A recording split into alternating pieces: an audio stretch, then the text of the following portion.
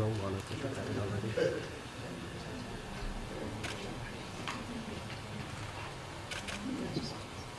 Oh, sure. Okay. All right, we are 2 minutes early. I just want to say thank you for being here today. We know there has been a lot of anticipation surrounding the Tyre Nichols investigation. As you know, on January 7th, there was an encounter between 29-year-old Tyre Nichols and former MPD officers. Immediately upon learning about this, DA Mulroy, Shelby County District Attorney DA Mulroy, enlisted the assistance of the TBI to determine if excessive force had been used. And since then, the DA's office has worked with TBI, and we will continue to do so. Today, you will hear from DA Mulroy along with the director of TBI, David Rouse. And so I want to just make it very clear and ask for your understanding that this is still an ongoing investigation. And so for that reason, there are limits to some of the things and some of the questions that we can answer. So we ask for your understanding as it relates to that. And I will turn it over to DA Mulroy. And did I mention that we will take questions after, but we have a really limited amount of time. So thank you. Thank you, Erica. Good afternoon, everybody.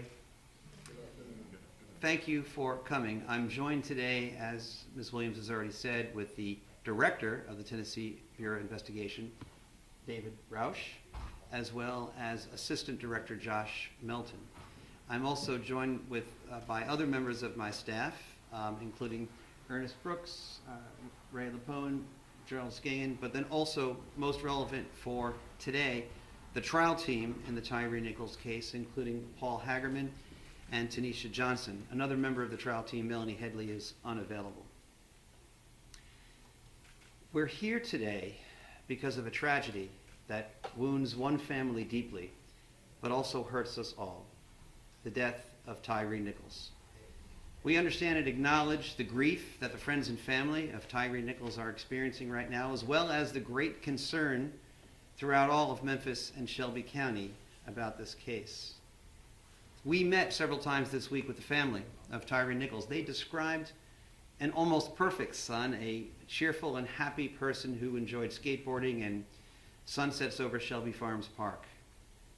We're grateful to the family of Tyre Nichols for their patience as we expedited both the investigation and the consideration of charges in this case, as well as the understanding on the part of the family that premature release of the video could compromise both. And we did work quickly to expedite this investigation because of the extraordinary nature of the case. Compared to the average investigation and prosecution decisions in a case like this, we worked swiftly but also fairly, and most importantly, in a way calculated to ensure that we have a strong case. As you might have heard from Ms. Williams, in this case and any other officer-involved fatality case, I immediately called in the TBI so that we could have an independent investigation. I also assigned to the newly created Justice Review Unit within my office, which works independently and separately both from law enforcement and the rest of my staff, to make a truly objective recommendation about whether criminal charges were appropriate. I want to thank the TBI, the Justice Review Unit, and the trial team for working swiftly but thoroughly under very difficult conditions.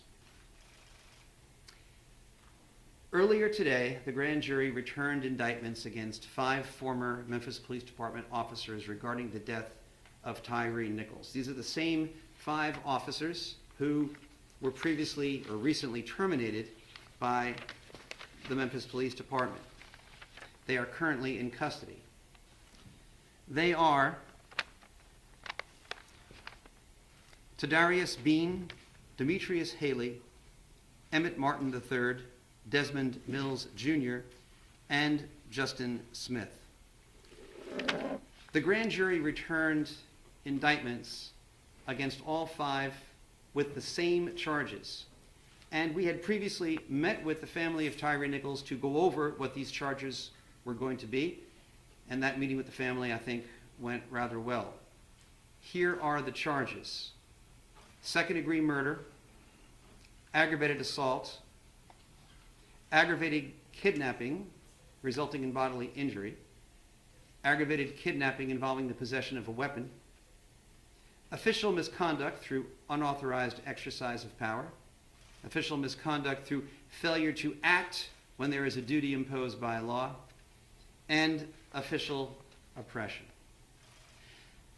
While each of the 5 individuals played a different role in the incident in question, the actions of all of them resulted in the death of Tyre Nichols, and they are all responsible.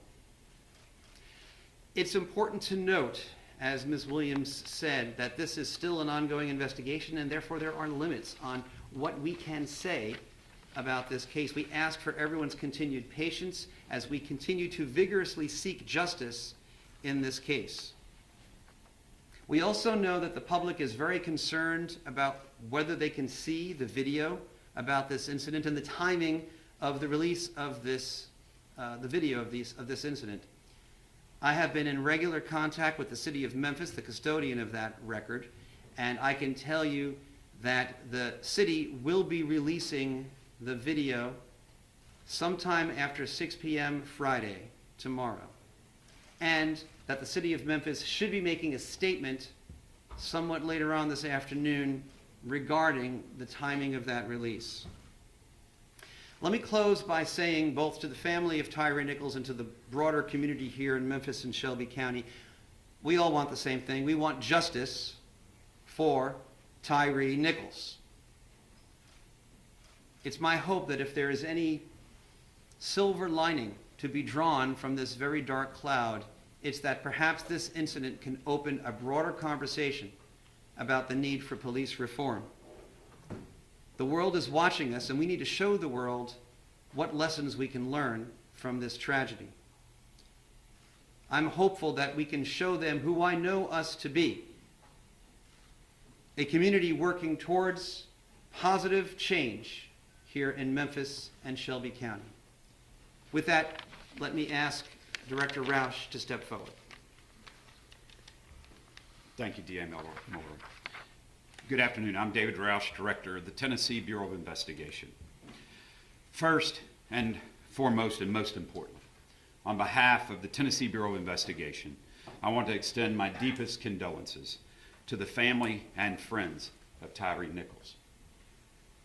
My prayer is that God will wrap his comforting arms around you and keep you during this very difficult time.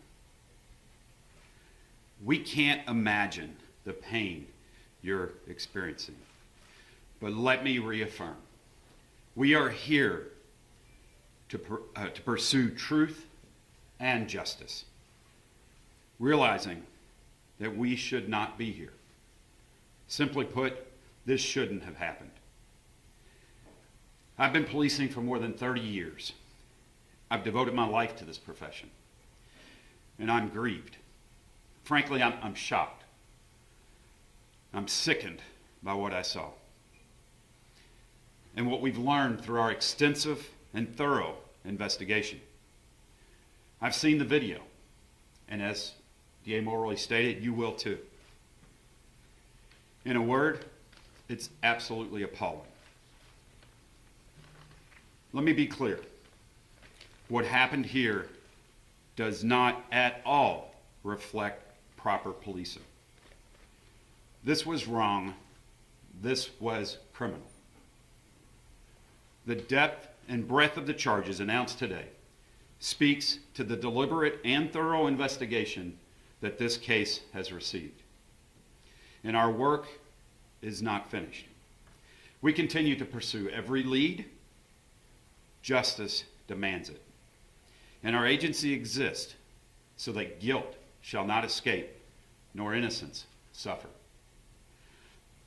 To that end, I want to publicly thank our agents, our forensic scientists, our support staff, and our entire team around the state.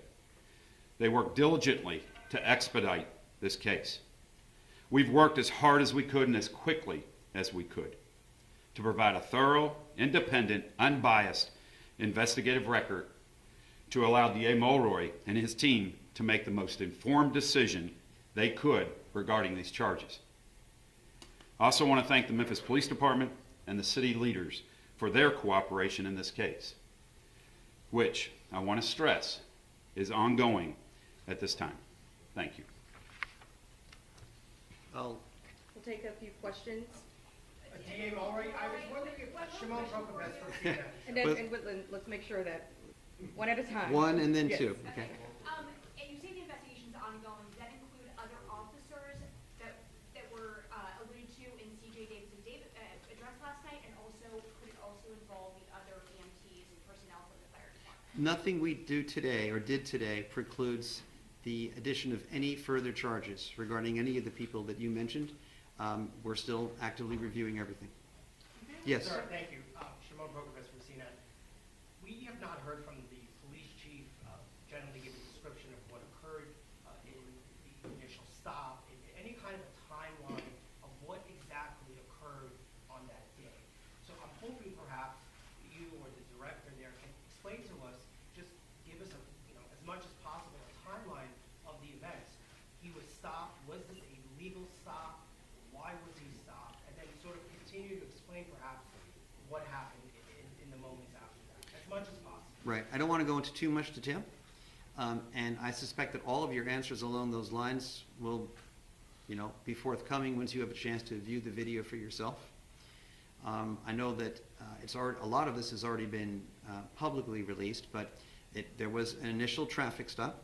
We won't comment right now on the presence or absence of legality of the stop, but there was a traffic stop, and there was an initial altercation involving several officers and Mr. Nichols. Pepper spray was deployed. The suspect, not the suspect, Mr. Nichols, fled on foot. There was another altercation at a nearby location at which the serious injuries were experienced by Mr. Nichols. After some period of time of waiting around afterwards, he was taken away by an ambulance. Beyond that, I don't really think we should go into any further details. So there was a delay in a call, the police delayed calling an ambulance for? There was an elapsed period of time, but I believe that if you watch the video, you'll be able to make that judgment for yourself. Is there a Erica, reason do why you the want police chief, sir, just I'm one trying to- question. Is there a reason? I'm trying to give everyone a chance I to. guess, sir, but is there a reason the police chief At is least not there? Preston, CBS News. Mhm. Is it known if Tyre Nichols had previously known these former officers? We have no information to disclose about that at this time. I don't know why Chief Davis isn't here. Anything else? DA Mulroy, can you explain, is it just body camera videos, is it dash cam videos, surveillance, what kind of videos is it? Well, the actual release will be up to the city of Memphis. My understanding is that it'll be a combination of pole cam video, skycop video, and body cam video. We'll take just one more question. One more question. That there will be a review of specialized units within the Memphis Police Department.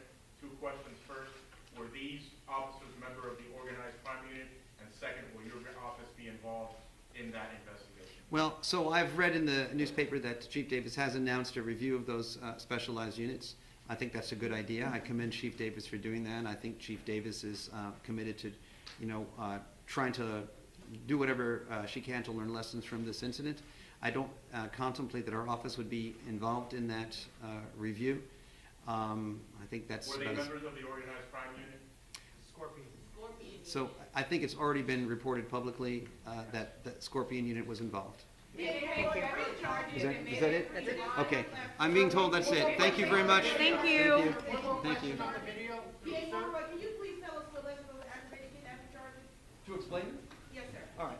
I don't mind doing that. I mean, explaining the law is, I don't think at all. What led to those charges? Say it again? Can you explain what led to Yeah. So, all right. So, kidnapping is any unlawful confinement of another, which substantially restrains someone's liberty. At a certain point in the sequence of events, it is our view that this, if it was a legal detention to begin with, it certainly became illegal at a certain point, and it was an unlawful detention. The aggravated nature of the charge is because if that kidnapping resulted in bodily injury, that's one grounds for saying that it is aggravated kidnapping. If the persons involved in that unlawful restraint of liberty possessed weapons, that is another ground for saying that the kidnapping was aggravated. Do you want me to explain the other charges as well? Or? Okay.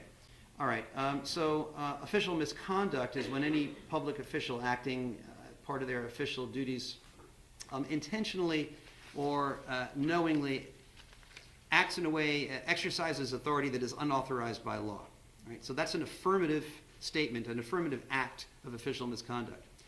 At the same time, law enforcement officials who are on duty are also under an affirmative duty to prevent official misconduct and to accurately report information to any medical personnel that show up. And through inaction, when there is a duty imposed by law, that could also be a separate ground for charging official misconduct.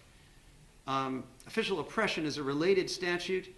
It's not exactly the same. There is some overlap, but it's not perfect overlap, but it is basically some sort of, by an official, knowing mistreatment in the course of carrying out their official duties.